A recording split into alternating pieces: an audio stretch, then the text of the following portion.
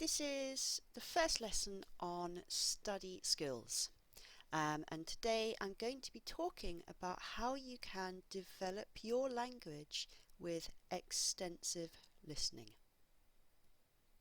So before we talk about extensive listening, we're going to talk a little bit about study skills. Not everyone knows what study skills are.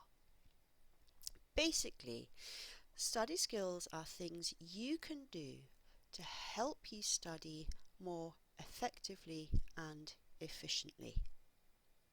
So this includes things like keeping a really good vocabulary notebook, learning how to assess your own language, understanding different ways of reading and listening and when it's good to do different styles, making achievable study plans, and time management, managing your time efficiently. So all of these things are what you can do on your own at home without a teacher. And they're really, really important because they mean that you can learn faster and easier. Um, your study time, if you have good study skills, your study time is going to be more productive and more focused, which means that you're actually in more control of what you're doing. Now, before we go on to talk about extensive listening, I just want to say that I really feel a lot of learners don't do this. A lot of language learners don't use study plans. They don't really manage their time well, and probably don't really know how to assess themselves objectively. And I can't tell you how many bad vocabulary notebooks I have seen in my teaching career. So these things are really, really important to help you be able to learn and study independently without a teacher's help. So extensive listening. Extensive listening is really just listening to a lot of English at a level you can easily understand. This is really, really important. It's a very different thing from intensive listening, which is maybe what you do in class with your teacher. So when you listen to something quite short, but you have to listen in a lot of detail. So these are two different styles of listening. And extensive listening is thought to be one of the best ways to improve your overall language level. So there's been a lot of research into extensive listening, and it has been proved that this strategy is simply one of the best things you can do to help your language. And the really good news is that it's easy to do at home, on the bus, in the bath, anywhere you happen to be, you can be practicing extensive listening. So the most important thing really is that you understand about 80% of what you are listening to. Basically, you need to be able to understand the overall content of the thing you're listening to. If you have to stop to check new words every few seconds, it's too difficult. You need something easier. It's also really important that you enjoy the topic that you're listening to. Okay, if you try and do a lot of listening around a topic that you have no interest in, it's not going to be fun, you're not going to be motivated, and you're just not going to want to do it. So the most important things are it should be easy and it should be enjoyable. So really, when you do extensive listening, you should be like this lady here, relaxed and happy and just enjoying the process. So how does it help you then, this extensive listening? Students often feel like they have to work really hard and they have to be learning vocabulary and learning grammar. How does it help you to simply listen to lots of language? Well, let's have a look. It helps you in 4 main ways. Number 1, it helps you improve your vocabulary and your register. So register in English is talking about formal language and informal language. And most spoken English is quite informal. But the problem for learners is that many use very formal language when they're speaking, and it sounds really strange in spoken English. So extensive listening can help you get used to more natural spoken English, and I'm including things like fixed phrases, know what I mean? Idioms and sayings, such as a bird in the hand. These are hard things to learn and to understand. So extensive listening, where you have them in context, is really useful. Slang. Again, this is hard language to understand for non-native speakers. And again, having the context around it can really, really help you figure out what this language means. So here's an example. He's totally lost the plot. It means he doesn't really understand what's going on and he's got no control of this situation. And another really important one is that many learners tend to use the formal Latinate words rather than phrasal verbs. We use phrasal verbs all the time. So there's an example. They turned me down. Students might be more inclined to say they rejected me, which is okay, but for natural spoken English, really you want to be using a phrasal verb. The next way extensive listening can help you is that it helps your ear get used to natural spoken English, the speed of natural spoken English. It often feels too fast for learners, especially at the lower levels.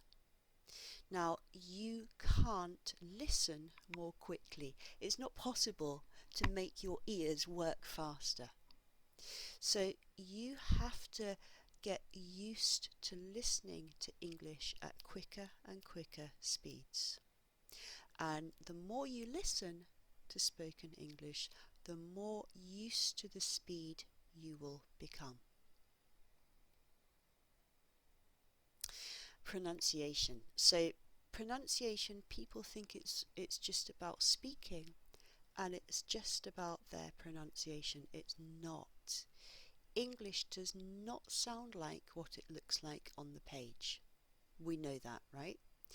Extensive listening helps your ear get used to the sounds and the changes in sounds of English words. And some examples: stress placement and weak and strong forms. They're super important in English. And so this one here, I went to the park. We've got the stress here, the stress here. These are really weak and really quick. I went to the park. Intonation, another really important thing. And in English, we can change our intonation and we can change the meaning of what we say. So for example here, no way. So this is me saying, I'm not doing that. Definitely not. This one, no way.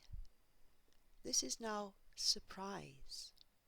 So listening to lots of English can help you understand the differences between the same words with different intonation patterns. And the last one I'm going to talk about is connected speech, a real issue for learners. You know, so many students say, oh, I didn't understand this part. When I was listening, it made no sense. And when we go through the script, they understand.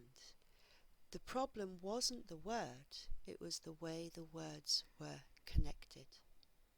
So in this little extract here, she left the room. There's no t there. She left the room. But that sounds like a very strange word. So extensive listening can improve your understanding of English pronunciation. And finally, if you listen to lots and lots of spoken English, eventually this will help you become a fluent listener. So we think that fluency is all about speaking. It's all about other skills as well. And really being a fluent listener means that you can understand spoken English without effort. And for high level learners, so B2 and above, especially if you're working for an exam like FCE, CAE, CPE or IELTS, developing your listening until it becomes fluent and automatic is absolutely essential for succeeding. So how do you practice this? It's actually really simple, so that's great. Basically, you just need to choose something at the right level for you and listen to it. Like I said before, the thing you choose should be easy enough that you don't need to use much effort to understand it. And actually, it can be a really good idea to drop down one level to practice extensive listening. So if you are at B2, let's say, you might want to drop down to B1 to practice this extensive listening to really make sure you can understand it. You need something you can listen to without stopping and checking the words. So because it's easy listening, you can practice this when you're doing other things like cooking, taking a bath, walking the dog, or going to work in the car or on the bus or on the train. And for that reason, extensive listening is a great way to increase your time to study when you haven't got much time. So life is busy, we have jobs and families and friends and commitments, and sometimes although we really want to learn English, it can get pushed to one side.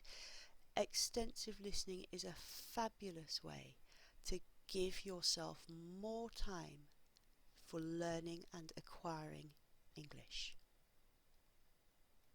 So I'm going to give you guys a challenge now. Now that you've watched this video, it's really time for you to take action, okay? It's really important that you commit to doing something, because without that commitment, you won't make any progress. So, I'd like you to download the PDF worksheet. It's got ideas for how to practice extensive listening, and it's also got links for websites that have listening materials on them. Choose something to listen to. You can choose from the list on the PDF, totally free to choose other things too. Post into the Facebook group and let us know what you've chosen.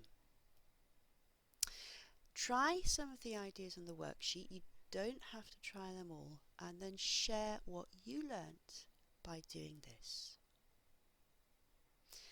And don't forget also there's free classes going on all the way through this coronavirus crisis. At the moment there's Speaking Club, Tuesday at 12, Thursday at 5 British Summer Time.